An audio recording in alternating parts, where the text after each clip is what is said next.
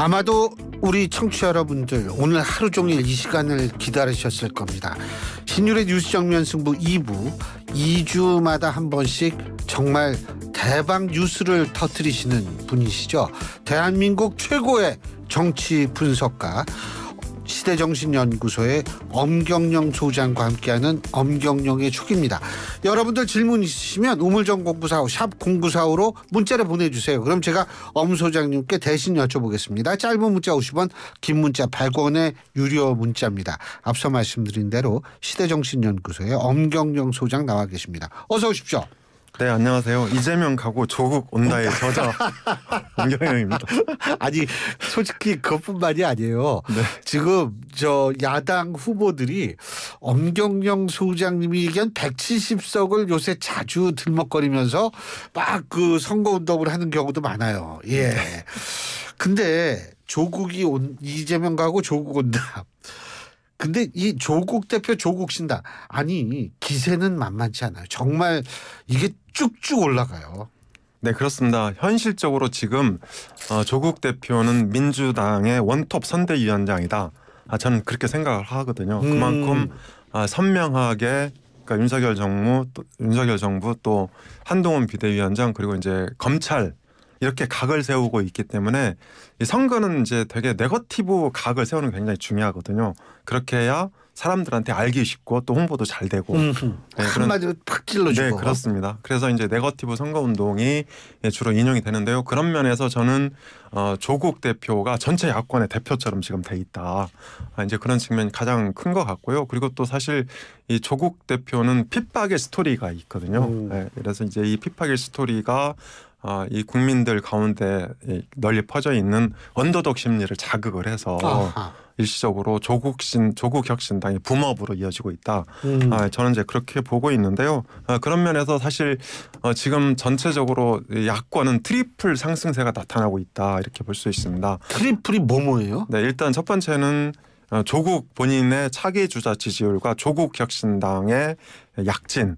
이제 이런 상승세가 이어지고 있고요. 이것과 더불어서 민주당 지지율도 상승 국면에 있다. 그리고 민주당 소속으로 지역에서 뛰고 있는 예비 후보들도 덩달아서 상승 작용을 일으키고 있다 이렇게 볼 수 있는데요.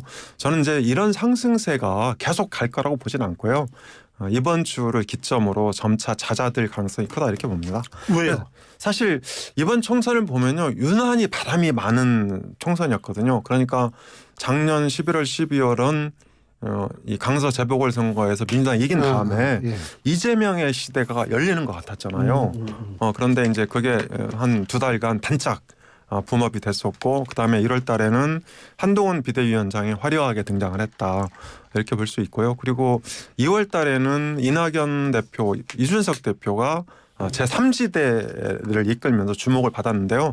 당시 그러니까 이준석 대표의 개혁신당은 지지율이 뭐 20% 넘기도 했어요. 그때도. 그때 기억나지 않습니까? 네, 처음에 그렇게 이제 넘기도 했고 그리고 이제 3월 들어서서 조국 혁신당 바람이 불고 있는데 저는 바람은 바람이라고 생각을 합니다. 이 바람 또한 언젠가 지나가고 또 거대 양당 중심의 총선 선거전이 본격화될 것이다 이렇게 보고 있습니다. 이거 또 문학적인 표현. 요새 북미에서 봄바람도 많잖아요. 그렇죠? 예. 근데 이거 지금 지민 비조 이거 가능할까요? 지역구는 민주, 비례는 조국? 네, 그래서 이제 그것 때문에 지금 이제 민주당이나 지역구 후보들의 상승세가 같이 나타나고 있는데요. 저는 단기적으로는 충분히 어느 정도 이게 가능하다고 봅니다. 다만 이 조국 대표 같은 경우에는 약점도 있어요. 그러니까 2019년 하반기에 조국 사태가 발발했는데 이 때문에 이제 2030 남자가 민주당을 이탈하는 계기가 됐거든요. 그래서 사실 이제 조국 대표가 뜨면 뜰수록 덩달아서 2030 남자들의 국민의힘 결집 현상도 동시에 나타날 가능성이 있기 때문에 저는 지민 비조, 지민 비조죠. 맞아요. 지민 비조 가능성이 그러니까 초기 단계에는 민주당 상승 작용을 일으킬 수도 있지만 어느 단계까지 가면 이게 제한적인 영향을 미칠 수밖에 없고 그것이 역으로 2030 남자의 국민의힘 역결집을 불러올 가능성도 있다 이렇게 봅니다.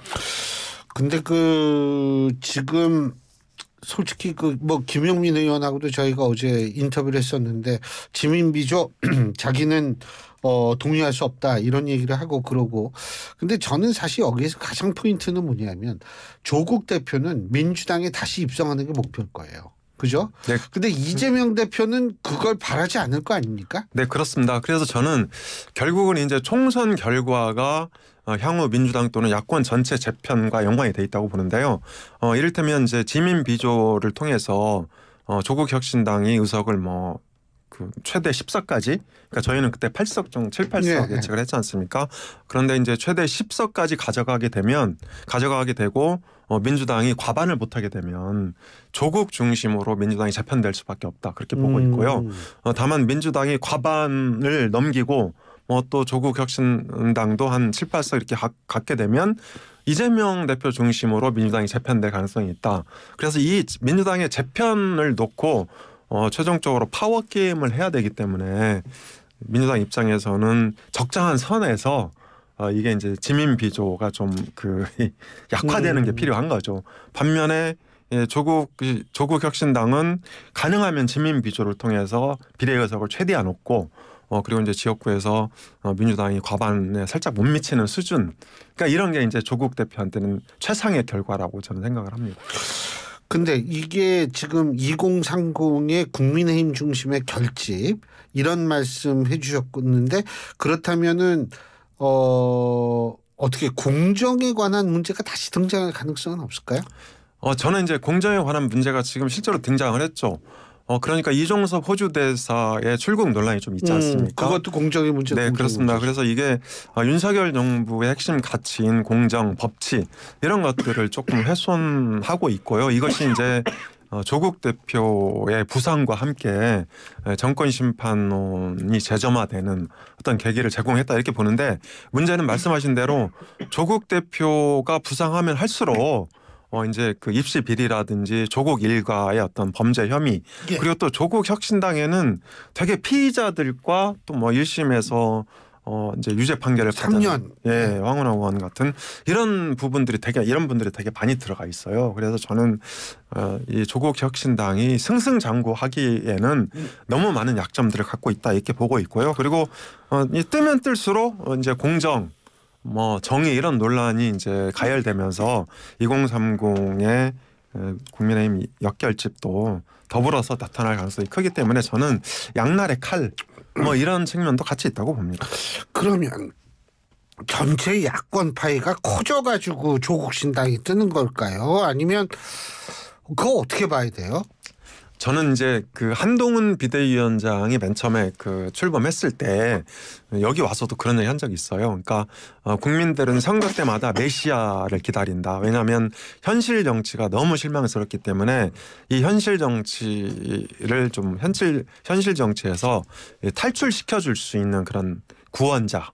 이런 사람들을 기다리거든요. 그래서 한동훈 비대위원장은 보수층에게 메시아였던 거고 그리고 이제 침묵의 나선을 깨고 보수층이 결집하는 어떤 계기를 마련해 줬거든요. 그런데 마찬가지입니다. 최근에 민주당이 이제 개딸 공천을 하면서 민주당 지지층 가운데 이 침묵의 나선이 작동하고 있었다. 저는 그렇게 생각을 하거든요. 그런데 어느 날 갑자기 이 조국이 나타나면서 민주당 지지층, 진보 지지층의 침묵의 나선을 깨고 새롭게 이제 민주당 그리고 조국혁신당 중심으로 결집하게 하는 계기를 마련해줬다. 그런 면에서 저는 이게 그 일단 지지층 결집의 어떤 중요한 계기를 던져준 거죠.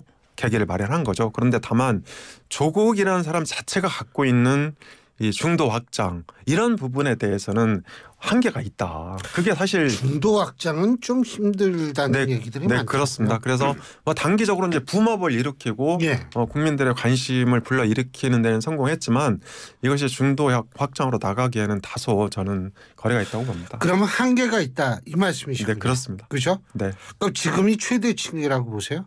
저는 이번 주가 고비라고 봅니다. 이번 주가 고비. 네, 그래서 아마 다음 주 초쯤 되면 거품이 좀 가라앉는 그런 이제 상황이 올 것 같고요. 그리고 양당의 공천이 이제 다 마무리됐기 때문에 그러니까 실제로 이재명 대 한동훈, 한동훈 대 이재명, 그리고 민주당 대 국민의힘, 국민의힘 대 민주당 이런 구도들이 다시 부각될 가능성이 있다고 봅니다. 그러면 약간 좀 지금 나와 있는 여론조사도 좀 출렁일 가능성은 있겠네요. 그렇습니다. 그러니까 지금 여론조사 보시면 뭐 엄청 춤을 춥니다. 예를 들어서 인천 계양을의 여론조사는 막 그 두 자릿수 벌어진 것도 있고 뭐 심지어 오차범위 내로 이제 좁혀든 것도 있고 이런 조사들이 되게 들쭉날쭉하거든요. 그래서 저는 이런 이제 그 여론조사에 들쭉날쭉하는 현상이 전 첫 번째는 이제 조국 혁신당의 부상 때문에 이거하고 연관이 굉장히 크다고 보고요. 그리고 수도권에서는 현재 민주당의 그 개딸 공천 때문에 결집해 있거든요. 그러니까 이 민주당 권리당원이 대략 한 250만 명으로 추산이 되는데 이게 활성화되어 있는 지역구로 이제 좁혀 보면 최소 15,000명 막 이렇게 되는 거예요. 이 사람 그러니까 그런데 한 지역구의 유권자는 대략 한 15만 명이거든요. 그러니까 10% 정도가 민주당 권리당원인 거죠. 그래서 이런 사람들의 여론이 과다 반영되다 보니까 여론조사가 들쭉날쭉하게 나온다 이렇게 생각을 합니다. 사실 그 과거를 좀 돌이켜 보면. 우리 엄경영 소장님이 170석 말씀하셨을 때가 그게 일본 후쿠시마 오염수 방류 문제로 상당히 고전을 치르던 시기였었거든요. 근데 이제 또 윤석열 대통령이 우리 방송을 들었는지는 모르겠습니다만 총선에서 170석 목표로 한다. 이게 공교롭게 이게 딱 맞아 떨어졌거든요. 지금도 어떻게 그 말씀 변화 없으세요? 네, 그러니까 이제 저는 이제 저한테도 저한테 기자들 많이 물어보는 게 이제 이 문제인데 저는 사실은 작년에 이재명 대표 영장 기각되고 나서 강서 재보궐선거에서 이제 민주당이 크게 이겼잖아요. 저는 그날도 아마 똑같은 얘기를 했을 거예요. 그러니까 기본적인 선거 지형은 170대 129도다. 이렇게 이제 생각을 했던 거고 다만 민주당은 이제 지역구에서 뭐 100석을 조금 상회하는 수준 또 비례대표에서 뭐 한 20석. 그런데 지금 이제 민주당 비례대표 많이 줄어들 가능성이 있잖아요.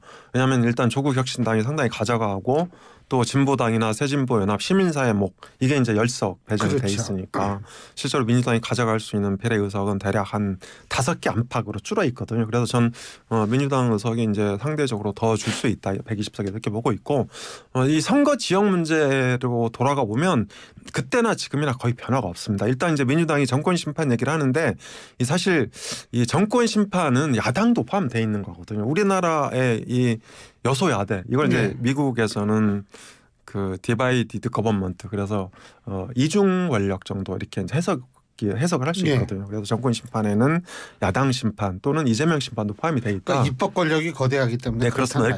이렇게 보고 있고요. 그리고 유권자 지역 문제는 이준석 이슈 때문에 조금 훼손이 되긴 했지만 60대 이상은 국민의힘 또 4050은 민주당 2030은 남녀로 나뉘어서 국민의힘과 민주당 이렇게 이제 갈려 있거든요. 그런데 여기서 중요한 포인트로 저는 보고 있는 게 유권자 비중과 투표자 비중이 굉장히 다르다.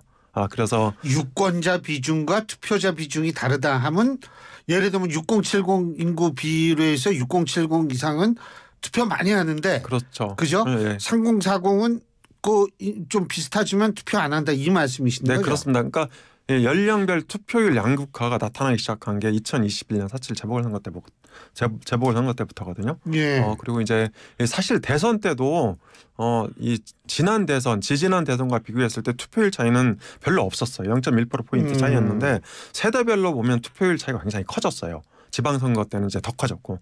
그래서 지금은 투표한 사람, 그러니까 지방선거 기준으로 보면 투표한 사람 10명 중에 4명은 60대 이상이었다. 그리고 이제 민주당 지지 기반인 4050은 거의 그대로 유지가 됐는데 4050 특히 50대는요. 그렇게 또 그 민주당이 완전 그러니까 압도하지는 못해요. 그러니까 조금 없어요.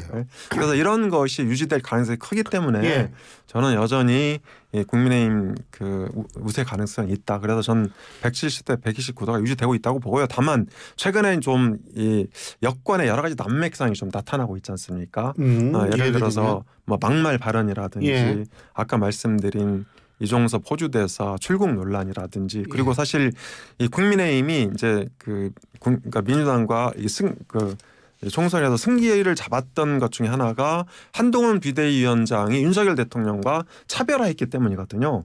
근데 지금 보면 되게 이 동조화 현상이 나타나고 있다. 네, 그래서 이런 점들을 국민의힘이 좀 빨리 정리를 한다면 저는 이런 유리한 선거 구도로 다시 복귀될 수 있다고 봅니다. 그러니까 정리를 한다라는 건 결국 차별화를 다시 한번 시도를 해야 된다라는 말씀. 그렇죠. 그러니까 국민들이 볼 때 진짜 차별화돼 있다 이렇게 이제 진정성을 갖고 볼 수 있어야 되는데 최근에 나타나는 여러 가지 현상들을 보면 그렇게 보기가 좀 힘들잖아요. 마치 뭐 한 팀 원팀인 것처럼 보이는 거 아닌가요? 그런데 지금 말씀하신 것처럼 이 원팀이든 차별하든 어쨌든 한동훈 위원장 원톱으로 나가잖아요. 국민의힘은. 근데 민주당 같은 경우에는 이재명 대표, 이해찬 전 총리, 김부겸 전 총리 3톱 체제로 나가는데 이거 어떻게 비교해 보면 어떠세요? 일단 민주당의 3톱은 약간 완전 당내 인사라고 보긴 좀 어렵지만 아무튼 통합의 방점이 찍힌 선대위 구성이다. 네. 저는 그렇게 보고 있고요. 이제 김부겸 전 총리 같은 경우에는 혁신 쇄신의 어떤 아이콘이기도 하죠. 사실 또 중도 확장을 이제 상징하기도 하고 이해찬 전 대표는 군기반장 당의 그렇죠. 기강을 잡고 그립감이 세시니까 이런 것들을 할 것 같은데 일단 지금은 3톱 위에 조국이라는 원톱이 있기 때문에 저는 이 조국에 대한 문제를 어떻게 할 것인가 이게 좀 국민의힘이 고민해야 될 것 같고요. 국민의힘은 사실상 이 한동훈 비대위원장 원톱인 거죠. 나경원 전 의원이라든지 이렇게 원희룡 전 장관, 안철수 전 대표 이렇게 이제 구성이 돼 있지만 이 당내에서 가장 파괴력이 있었던 이준석 전 대표라든지 또 홍준표 대구시장, 오세훈 서울시장 이런 사람들이 빠져 있기 때문에 다소 좀 빈약해 보이는 건 맞아요. 다만 이제 한동훈 비대위원장이 나름대로 인기도 있고 또 그동안 이제 중도 확장에는 좀 한계가 지적되긴 했지만 나름대로 또 이게 그러니까 국민들의 어떤 그 눈과 귀를 빨아들이는 그런 매력도 있어요. 그래서 이게 이 조국 대표 윤 대통령의 구도를 잘 좀 정리하고 또 차별화에 재차 나선다면 전 충분히 승산 있다고 봅니다. 최근에 있었던 더불어민주연합, 더불어민주당이 위성정당이요. 지금 더불어민주당하고 더불어민주당이 위성정당하고 좀 여러 가지로 이 티격태격하는 것 같아요. 그죠? 네. 어떻게 그렇죠. 보세요? 그게 영향을 미칠까요? 선거에? 어떻게 보십니까? 그러니까 저는 사실은 이번 선거 민심은 저는 이제 개딸 공천에 대한 심판이라고 생각하거든요. 그러니까 민주당 개딸 공천 심판. 그런데 이게 개딸 공천뿐만 아니고 이게 저기도 마찬가지예요. 그러니까 비례대표도. 그래서 과거에는 민주당이 선거 때마다 늘 그러니까 중도 확장 전략을 구사하고 오른쪽으로 나갔어요. 그런데 이번 공천 그리고 이번 비례대표는 유난히 왼쪽으로 하고 있다. 간다. 사실 그러니까 민주당 공천을 보면 86 운동권이 조금 쇠퇴하고 97 그룹이 대거 등장을 했거든요. 근데 97 그룹은 86보다 더 진보적이에요. 그리고 또 비례대표 지금 논란이 되고 있는 그러니까 반미 논란이라든지 또 진보당이나 새진보연합의 세석식 배려한 거 이런 거 보면 민주당의 과거 선거 때마다 이제 했던 어떤 중도 확장 전략하고는 영 반대로 가는 거잖아요.